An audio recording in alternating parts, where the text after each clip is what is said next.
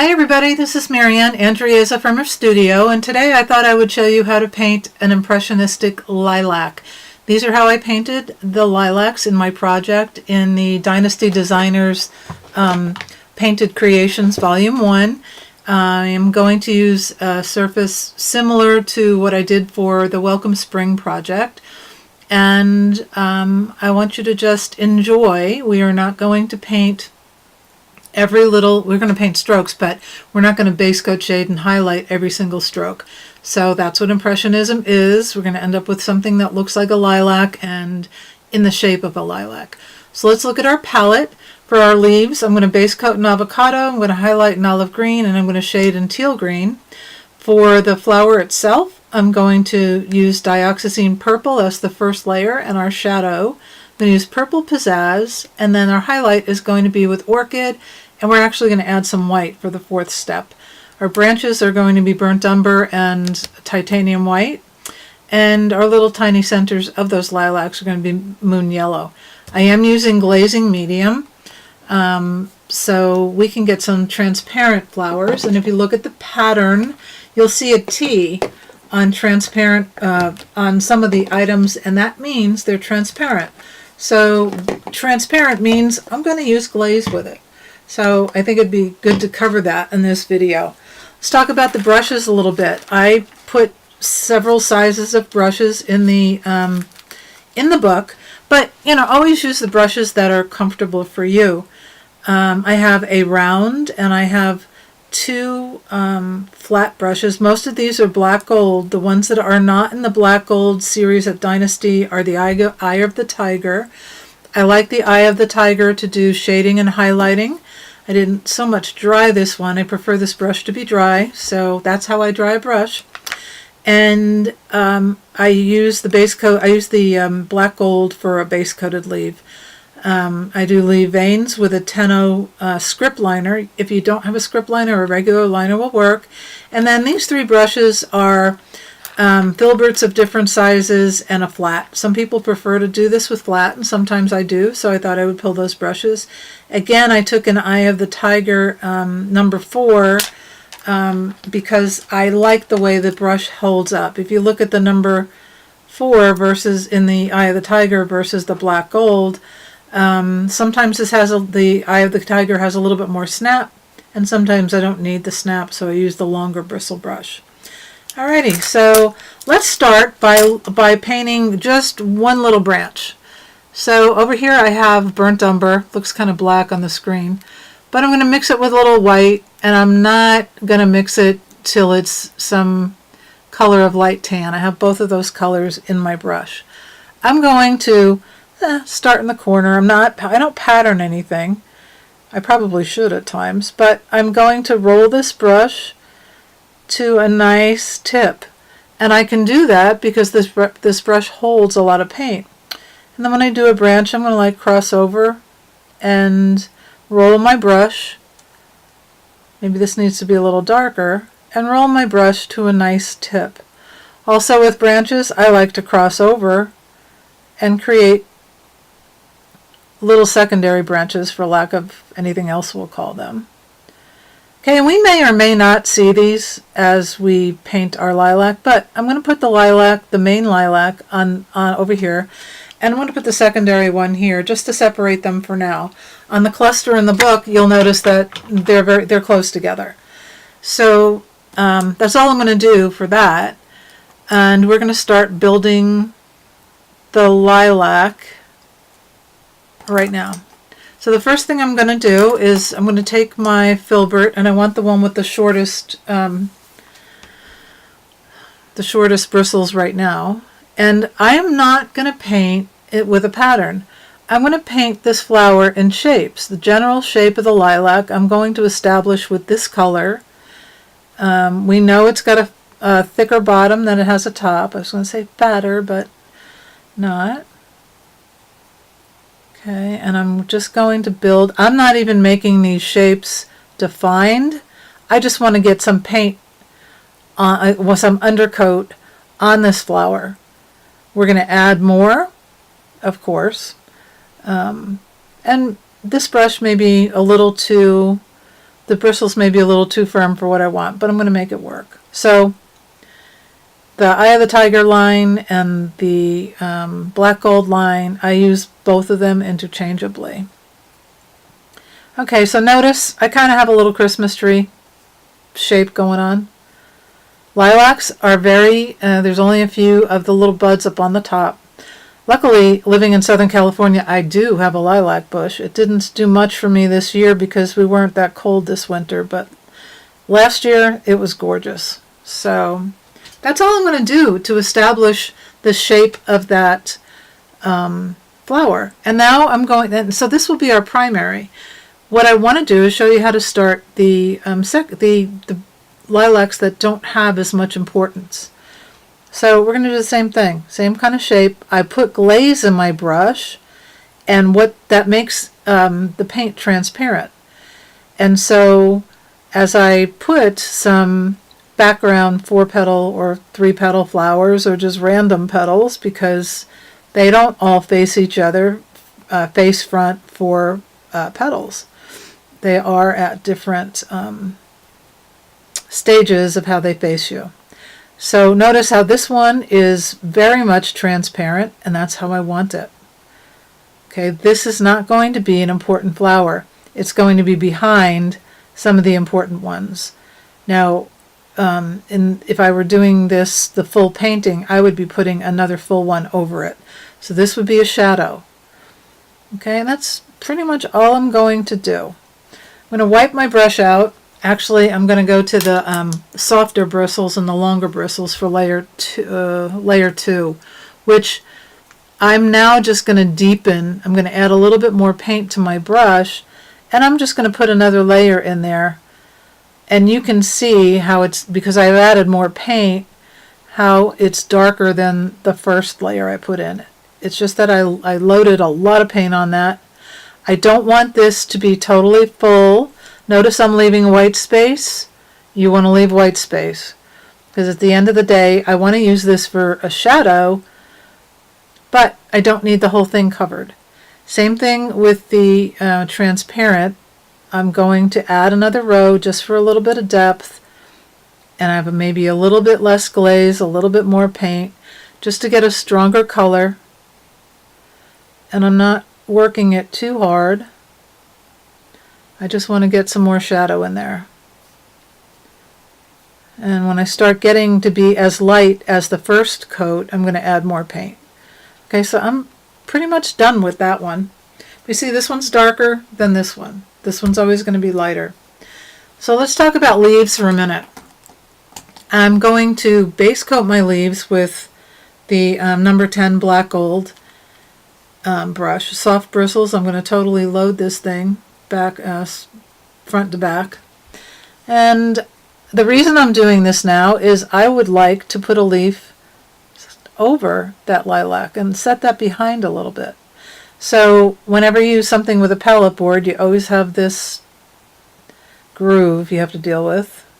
And lucky me, I put the point of the leaf right in the groove. When you design and you don't paint with a pattern, it kind of happens a lot.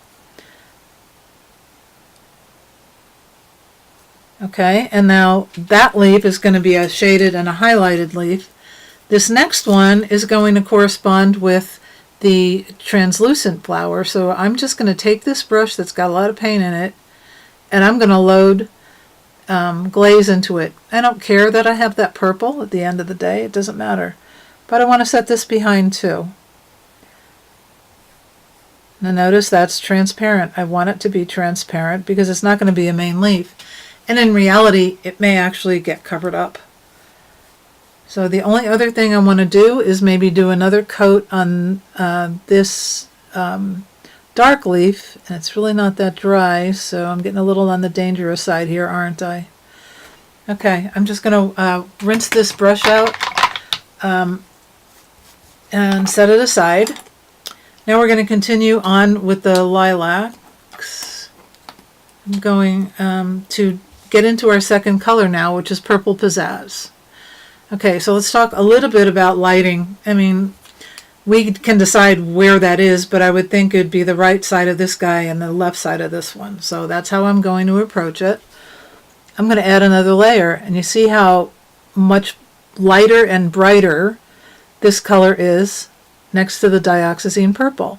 So as I lay these in, I'm going to start to think more of a 4-petal flower, because lilacs are big bunches of little tiny 4-petal flowers. But I'm not going to cover up all that dioxazine purple, and I'm not going to make every single one like a 4-petal flower goes like this, right? Well, if it's looking at you, then it's more like that, because this petal is sideways. So you have to vary your thinking a little bit, and sometimes you don't even need to put all the petals in there. I just put 3 there and we're good.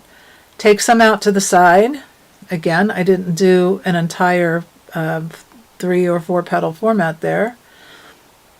And I don't want to get rid of all of that dioxazine purple. Luckily these colors are kind of transparent, so it would take an awful lot of paint to get rid of that.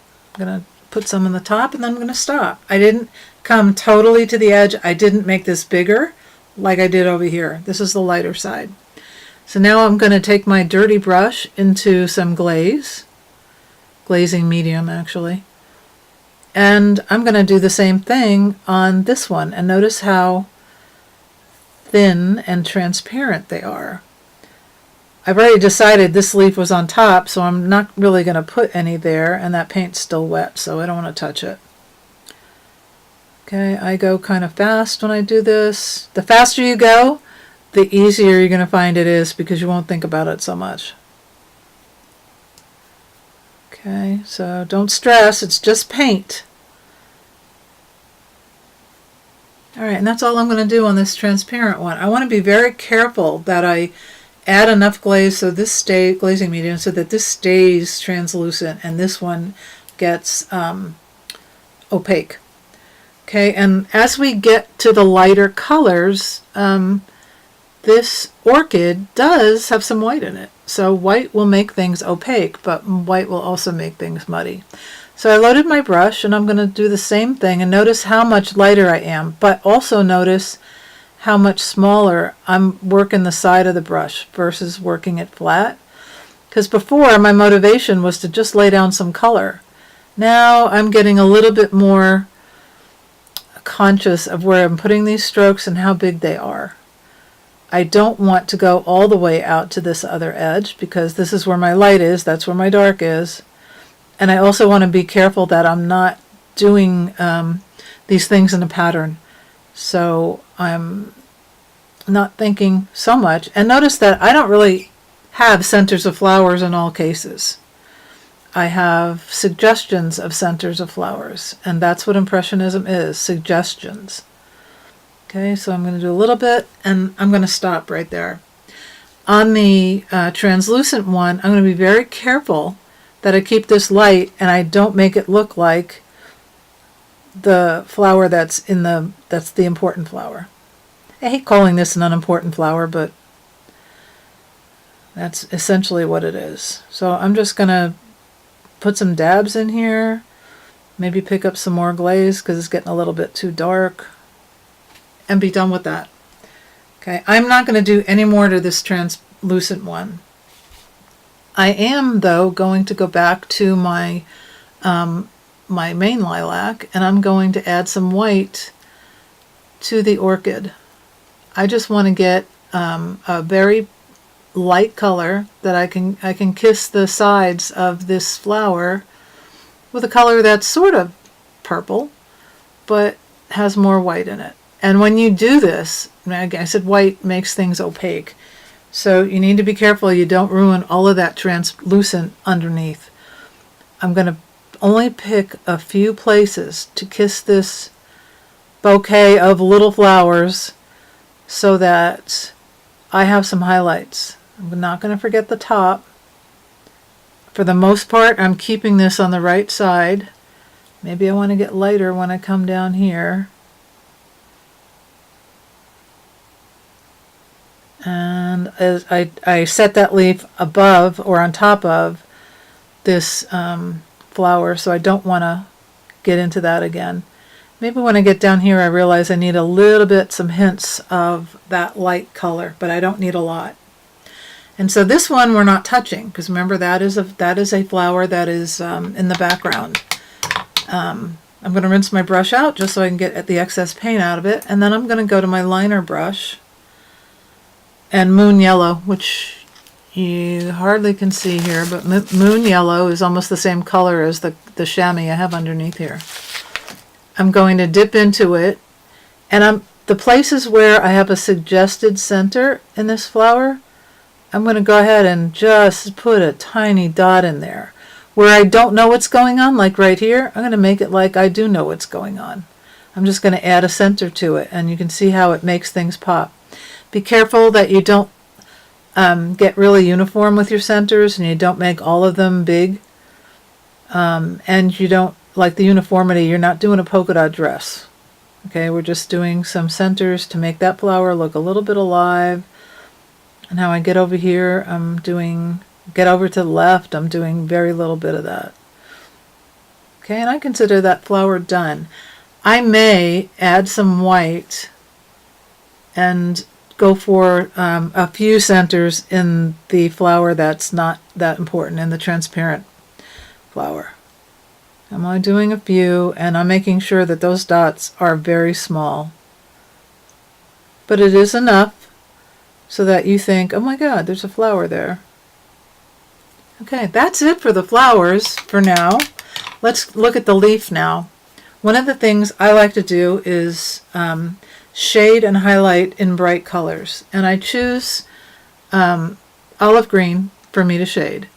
I am loading both sides of this brush, but I haven't pulled as much paint out as I did when I wanted to base coat that leaf. And so I'm going to work it in, but I'm going to try to do more of a dry brush technique because these bristles are a little bit stiffer. I could choose to highlight the middle, but I'm not, because I like to be a little different. I like my brights right out there. So I'm going to stand this brush at the tip, and I'm going to pull in the direction of that leaf. And see how I got a very loose and light dry brush effect on that leaf. I might want it a little bit heavier, so I'll redo it, but I caution you not to redo them a lot. Follow, go over out to the edge, stand on the edge, pull to the center, but not to the center. You don't have to connect all of these either. And what that is doing is giving me a ragged outside shape, and I like that. So if you need more uniformity, then you can make yours more uniform, but I like them when they're a little jaggedy. Doing this also when you have a leaf that is not smooth, it's very easy to get the effect done. I like teal green for the shade because it has that blue reflective light, but it's still green. And notice I did not wash my brush. So now I've got the groove. Okay, I'm probably going to have an issue there, but I'm going to stand up and pull in. I'm going to stand up and pull in, stand up, pull in, pick up more paint, stand up on my edge, pull in, pull in, pull in, pull in. I might redo this one because of that groove. And finally, I'm going to give up on that groove. I don't normally shade and highlight the transparent leaves, but sometimes I put a little hint in that there is a shade there, and you could barely see it, but it's there when you go up close, and it gives that leaf a little bit of character. And I'll do the same thing with the olive green. You could also see that I don't use a lot of paint to do this shading and highlighting. Okay, so those are little hints, and that's all they should be on that leaf. All right, to do the veins, we have to go back to the liner, and what we need to do is take a little bit of white into our olive green, make a lighter color, inky. I'm going to have to go into my water a little bit to load this brush, roll it, and pull it out. But what I do is I take it to the paper towel and roll it, and I do it again because I want to get excess water out of there. Okay, so I should be loaded there. I'm going to make my vein, some secondary veins, and I try to let those secondary veins follow the curves of the highlighting I just did. This one on the translucent leaf or transparent leaf, I put some glaze in the brush because I want a hint of a vein there, but I don't really want it screaming olive green. Okay, and I always bring this back. I always bring the stem back to the branch because that's where they should be. Lots of times, I mean, with a pattern like this, you're going to have a lot of space covered, so you don't need to do that. But if you wanted it loose, then that's what you would do. All right, so the other thing I want to show you is how when I get all done, and I want to shade around these flowers. I'm going to load with a wet 1/2 inch angle brush, black gold, my favorite brush. And I'm not going to concentrate on this flower, but on this one, I'm going to turn it around so you can see. I'm going to push some of that color on the edges. And it's shading basically, but I'm using that dark purple. So if I start too light, that's fine. I could always add more. And what I do sometimes, this may be a little wet, I don't think it is, but on this particular project, I used dioxazine purple to shade with. I actually pushed some of that color into the center to deepen it up if it was too bright. Sometimes that orchid color is a little bit bright. And then I might, continue shading the outer edge. If I get too much on there, like I just did, notice I just used the heel of the brush. This is the toe, this is the heel. I used the heel of the brush to move that around, and then God gave us fingers, and I think He gave them to us so that we can even up our shading when we, and I just actually moved that all around. So that just adds a little bit of dimension to your lilac. So I hope you enjoyed painting lilacs with me. I certainly enjoyed showing you how to do this, and I hope you have fun painting my projects in the book. If you have any questions about the project, please, my website is mariannepaints.com. Please send me an email through there, and I will get to your question as soon as I can. Thanks for joining me, and have a wonderful day.